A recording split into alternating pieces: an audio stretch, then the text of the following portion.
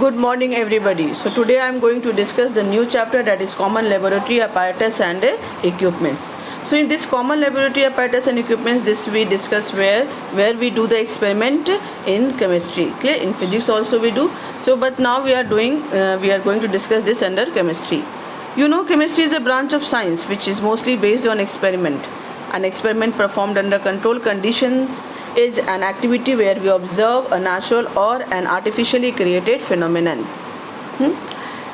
Next is the laboratory. It is a chemical laboratory is a place to perform experiments, observe chemical processes, and to analyze results. And for this, many equipments, many apparatus are required. So I am going to discuss the description, means the uses, the description of the apparatus. So the first apparatus that I am going to discuss is a test tube. Clear? Test tube. Test tube is made up of hard Pyrex glass and it is used to conduct tests with small quantities of chemicals for heating and boiling purposes. Second one is test tube stand. It is a rack made up of wood or plastic and it is used to keep test tube in an organized manner. Third is test tube holder. It is a metallic rod with a clamp at one end and a handle at another end. It is used to hold test tubes while they are hot or being heated. Beaker. It is made up of glass and available in different sizes and it is used for the preparation and keeping of solutions. Flask. It is made up of glass.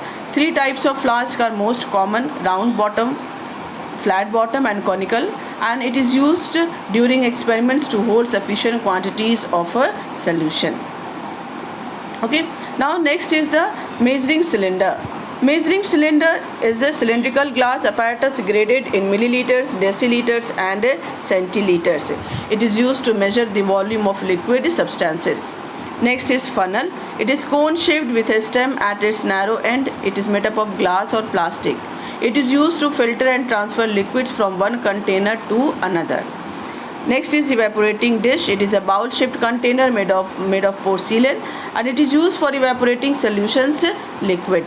Mortar and pestle. It is a container and a hand tool made of porcelain. It is used to grind and crush solid substances into a powder. Next one is tripod stand. It is an iron stand having three legs and it supports the apparatus during experiments. Next is wire gauze. It is made up of an iron wire mesh and a thin asbestos sheet that is fixed at its center.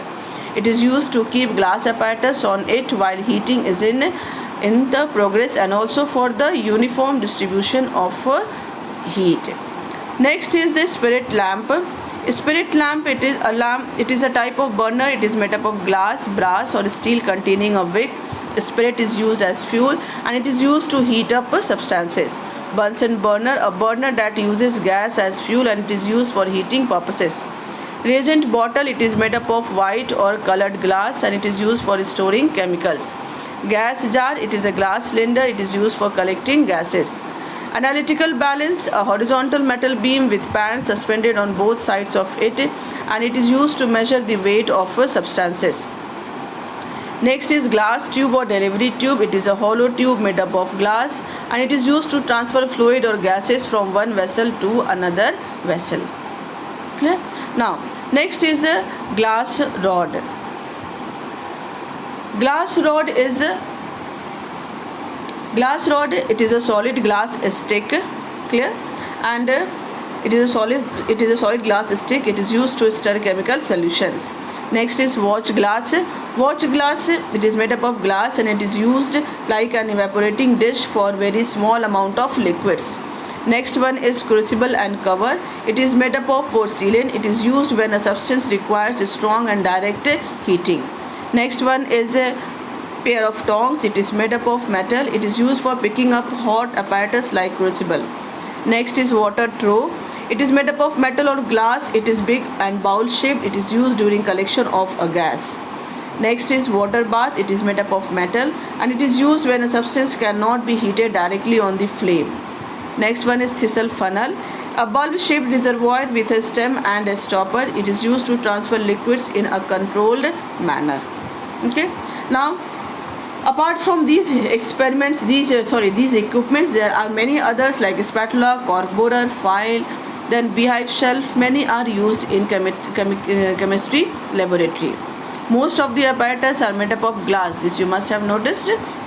So why glass is why most of the apparatus made up of glass? The reason is that glass is a transparent material. Okay. It can withstand high temperature, it is easy to clean, and it does not react with most of the chemicals used in experiments. One thing you all must have noticed, that the glass, it is not the simple glass. Which type of glass is used in chemistry?